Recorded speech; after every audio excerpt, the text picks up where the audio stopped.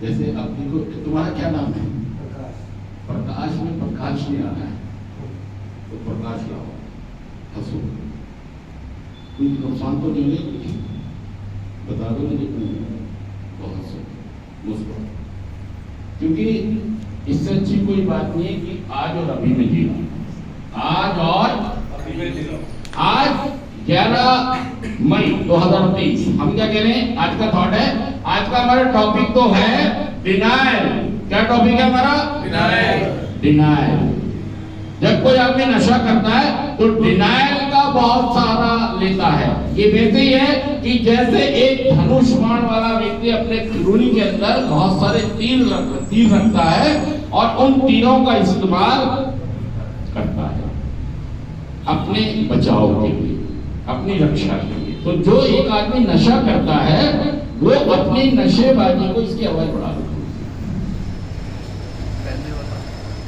और जब वो अपनी नशेबाजी को जारी रखता है तो उसे जारी रखने के लिए किसकी जरूरत पड़ती है? डिनायल की, ताकि वो दुनिया से लड़ सके। भाई साहब, उससे जवाब मांगेगा उसका सेल्फ, ये काम गलत कैसे हुआ, ये क्यों हो रहा है। उससे जवाब मांगेगा उसका परिवार, उसके माँ बाप, उसके बीवी बच्चे, उससे जवाब मांगेगा समाज, उससे जवाब मांगेगा ऊपर वाला। तब वो इन सभी चीजों से जो लड़ाई करेगा, जो नशा करता है, वो किससे लड़ाई करेगा? किस हथियार से लड़ाई करेगा? वो डिनायल के साथ एक धनुष बाण अपने पास रखेगा, तीर रखेगा, और जहां पर देखेगा जिस तीर की जरूरत है वहीं पर वो तीर, कहीं पर उसको जरूरत पड़ेगी, कहीं चिकना गड़ा बन जाएगा, कहीं पर वो अपने फायदे के लिए बात को कम करके ज्यादा करके बता देगा, कहीं पर वो सफेद झूठ बोल देगा, मैंने किया ही नहीं, मतलब ताला तोड़ा उसने, मैंने तोड़ा ही, मैं था ही नहीं, मतलब घर में चोरी कर ली, कई बार नशा कर लिया, घर वाले सच कह रहे हैं कि तू कर क्या है, वो मानने को तैयार नहीं, कसम खा लो, मंदिर में चलो, गीता उठा लो, रामायण कर लो, पुराण कर, मैंने किया ही नहीं, सफेद झूठ। फिर आक्रामक हो जाता है कहीं कहीं, जब उसका कोई बस नहीं चलता है, ये भी तीर है उसके पास, चीजें तोड़ फोड़ कर दो घर में, टीवी तोड़ दो, खाना फेंक दो, फांसी लगाने जा रहा हूं, मरने जा रहा हूं, मतलब आक्रामक हो जाता है। मोहल्ले में लड़ाई कर दो 4-5 लोगों से डंडे लेके, मतलब वो इतना अग्रेसिव हो जाता है, फिर घर वाले बेसिक मुद्दे से हट जाते हैं। जब एक एडिक्ट डिनायल में आता है तो घर वाले बेसिक मुद्दे से हट जाते हैं। ये एक तरीका होता है उसका, नशेबाजी को जारी रखता है। मेरा काम ही नहीं था, मेरा धंधा ही नहीं था, तुमने मुझे रिलैक्स करा दिया, आज बारिश हो गई तो कर लिया, आज घाटा हो गया तो कर लिया, आज मेरे बच्चे का बर्थडे था, मेरी नौकरी छूट गई, मेरी नौकरी लग गई, मेरी बीवी ससुराल से आ गई, मेरी बीवी ससुराल में चली गई, मेरा बेटा मेरा कहना नहीं मान रहा, मेरे पिताजी मेरी बात नहीं मान रहे, मेरी मम्मी, ओ भाई साहब इतने मुद्दे हैं आपके पास। मतलब आपसे कोई सवाल करे कि भाई साहब आप जिंदगी कहाँ लेके जा रहे हो, तो आप जिंदगी में उनके सामने और 100 बसुड़ियां पैदा कर देते हो। तो ये डिनायल होता है। डिनायल की कोई हिंदी नहीं है, इनकार करना, हिंदी अगर करें भी तो इनकार करना, मतलब आप अपनी बीमारी और अपनी नशेबाजी से ही इनकार कर देते हो कि मुझे नशे की प्रॉब्लम नहीं है, मैं तो अभी दुनिया नशा कर ली भाई, मैंने लगा तो खा तो गोली ली, पी तो स्नैक ली और एक पौवा पी लिया, शराब भी तो पी रहा हूँ, शराब को तो मान्यता प्राप्त है, सरकार भी पिला रही है नहीं, और फिर मैं ध्यान बटा दूं घर वालों का, समाज का, परिवार का, सेल्फ का ध्यान कहीं और लगवा दो। तू वो बात छोड़ के बता ये कैसे हुआ, दूसरों को दोष देना, मैं थोड़ी कर रहा हूं, मेरी बीवी चाहती नहीं कि मैं नशा छोड़ दूं, मेरी मम्मी चाहती नहीं, मेरे पर शक करती है जब भी मैं घर से बाहर घर में आता हूं, तेरी आंखें लाल हो रही है, तो मैं इसलिए कर लिया, मैंने मेरा काम ही नहीं खुलवाया इन्होंने। ये बड़े भाई को प्यार करने सारा पैसा उसको दे रहे हैं। मतलब दोष देना दूसरों को, मैं नशा करना नहीं चाहता हूं, दुनिया मुझे करवा दी, गलती मेरी। और अगर देखिए मैं डिनाइल भी ये भी कर सकता हूं कि अगर यार मैं छोटा मोटा नशा कर लेता हूं तो तुम्हारा क्या हाल होगा,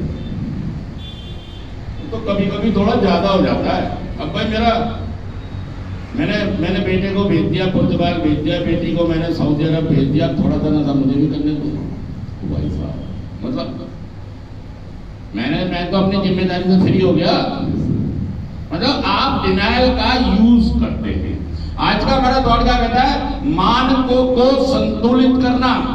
आज का दौर क्या कह रहा है, मानकों को संतुलित करना। मानकों को संतुलित करने का मतलब यह है कि मुझे जब मैं रिहैबिलिटेशन से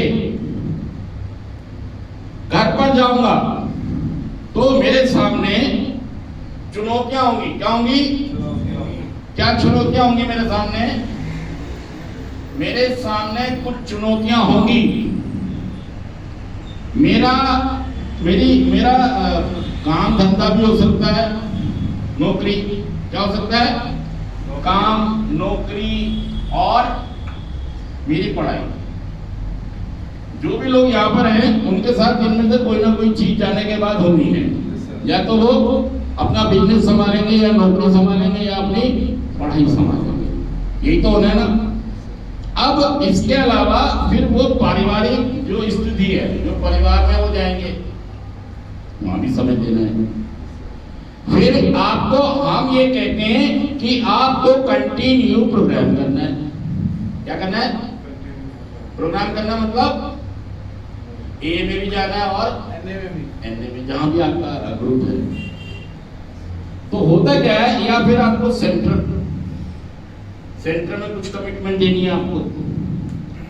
अब हुआ क्या कि हम एक चीज के पीछे पड़ जाते हैं, सेंटर से जाके किसके, पैसा कमाना है, या मुझे आईएएस या नौकरी। भाई साहब मेरे पास टाइम ही नहीं है। मैं तो सुबह 9 बजे जाता हूं और मैं शाम को 8 बजे आता हूं।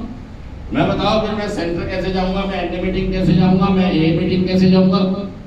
मतलब फिर आप यहां पर डिनाइल में आ रहे हैं। क्या कर रहे हैं आप? डिनाइल में आने के पहले ये बीमारी डिनाइल में लाती है आपको। इनकार करना, झूठ बोलना, बचना, आक्रामक हो जाना, बहाने बनाना, बात को कम करके बताना। या वो क्या कहता है, आज का थॉट क्या कहता है कि मुझे, जैसे हम रेत के ऊपर अगर अपना बच्चे वो बनाते हैं ना, एक मकान बनाते हैं, आपने बनाया कभी?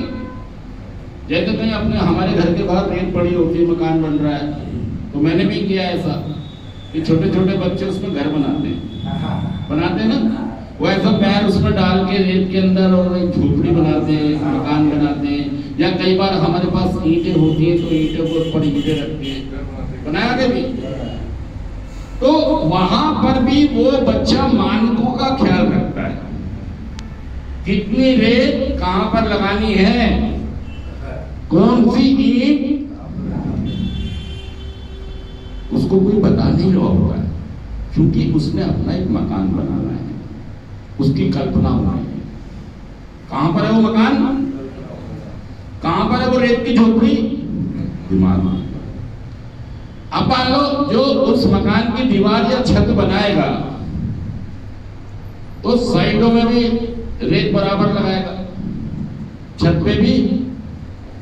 तो वो मानकों का ख्याल रखता है, उन्हें संतुलित करता है वो बच्चा। उसको पता नहीं कितना बड़ा काम कर रहा है।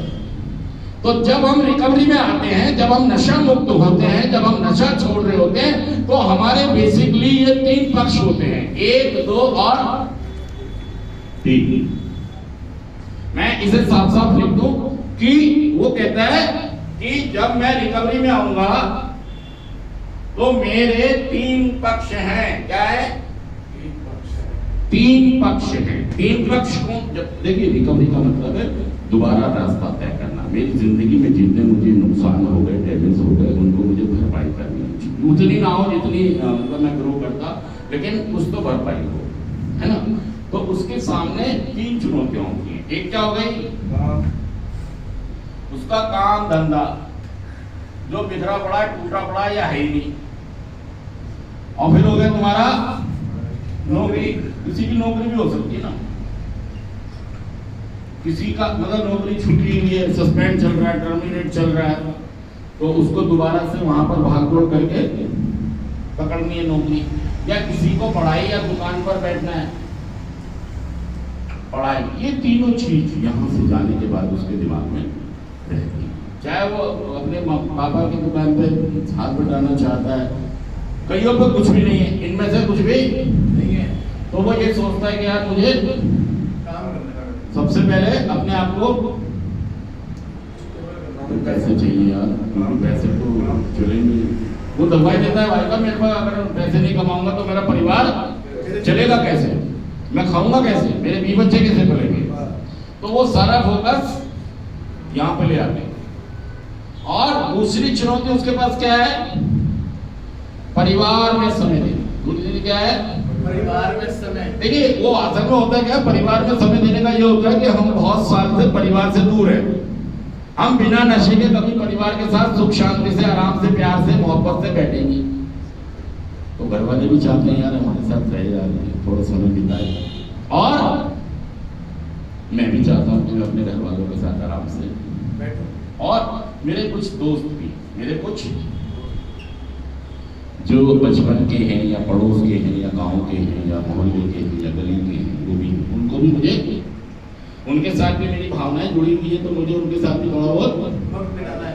और तीसरा क्या आ गया, तीसरा रिक्वायरमेंट आती है कि मैं जिस रिहैबिलिटेशन सेंटर में हूँ, तीसरी चीज क्या आ गई, सेंटर आ गया, या फिर मुझे मेरी ए मीटिंग आ गई, या फिर मेरी एन मीटिंग आ गई। मतलब बेसिक जो चुनौती मेरे सामने है, सेंटर भी है, यहाँ भी मेरे को कुछ कमिटमेंट्स देनी है, मुझे अपनी मीटिंग्स, ए मीटिंग में भी कमिटमेंट्स देनी है मुझे, या मैं एनए में जाता हूँ तो एनए में भी मुझे अपनी कमिटमेंट, क्योंकि यही प्रोग्राम है जो मुझे नशा मुक्त रखेगा। समझ रहे हैं? तो वो कहता है मेरे सामने चुनौतियां हैं, मेरे सामने चुनौतियां हैं, मेरे को मानक संतुलित करने होंगे, मुझे मानक क्राइटेरिया, मेरे को जीने का अपना एक तरीका, स्टैंडर्ड क्राइटेरिया बनाना पड़ेगा, मापदंड बनाने पड़ेंगे। और इसके लिए मेरे गुरु, मेरा स्पॉन्सर, काउंसलर मेरी हेल्प, मेरा बड़ा भाई। अब वो कहता है कि कई बार क्या करते हैं, आप काम धंधे को ही सब कुछ मान के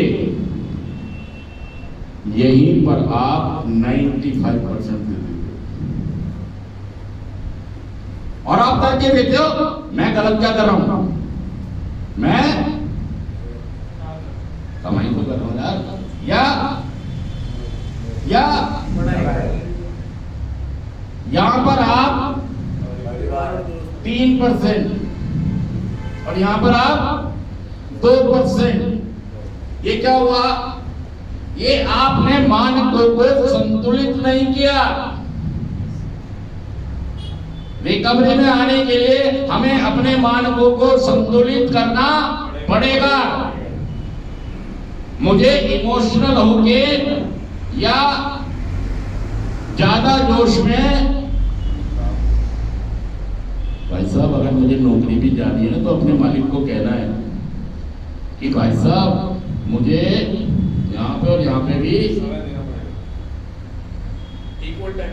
अब ये राहुल गया रुड़की, इनने बैंकेट की सीट पकड़ ली और वहां से उठाएंगे, वहां से सेंटर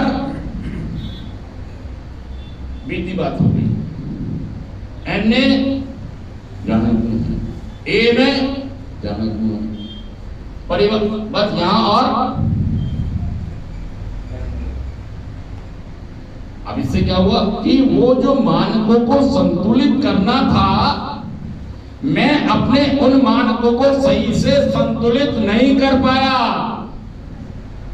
और उसका क्या होगा? जब मैं अपनी झोपड़ी की एक दीवार मजबूत बना दूंगा, एक कमजोर बना दूंगा और लैंटर छप्पर वाला डाल दूंगा, तो भाई साहब ये एक दिन आंधी तूफान जब बरसात आएगी तो ये हो जाएगा, आपकी रिकवरी हो जाएगी, खत्म हो जाएगी, बेकार हो जाएगी, फिर आप नशा कर लेंगे और फिर सेंटर में भर्ती हो जाएगी, क्योंकि आपने मानकों को संतुलित नहीं किया। कैसी लगी ये बात?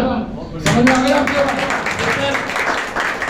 अगर आपको समझ में नहीं आ रही है कोई भी चीज, तो आप हाथ खड़ा करके बता सकते हैं। देखिए मैं तो बहुत सालों से ये काम कर रहा हूँ, तो मुझे लगता है कि आपको समझ में आ गया होगा, लेकिन शायद मैं कभी गलत भी हो सकता हूँ कि कोई चीज आपको समझ, मैंने मतलब इसको आपको बहुत आसानी से समझाने की, बताने की कोशिश की है कि मानकों को संतुलित करना।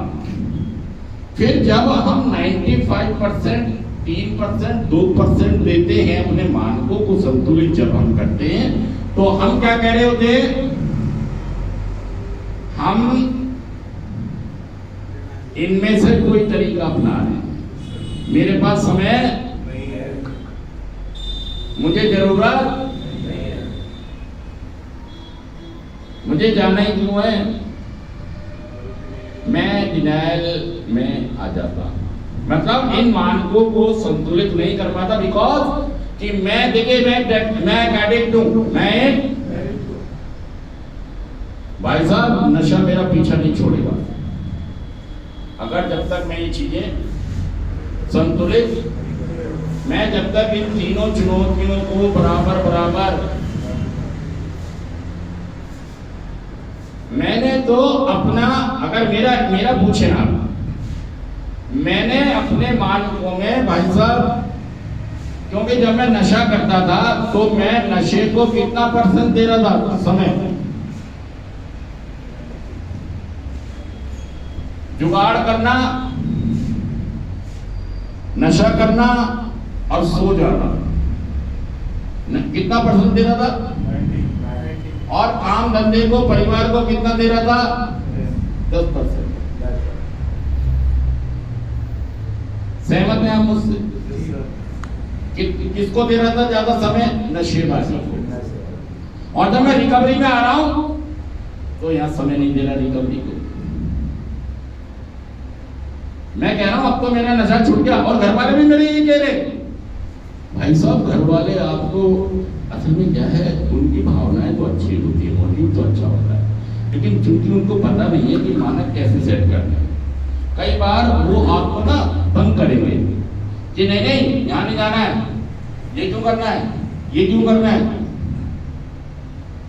आप भी कहते हैं क्यों करना है,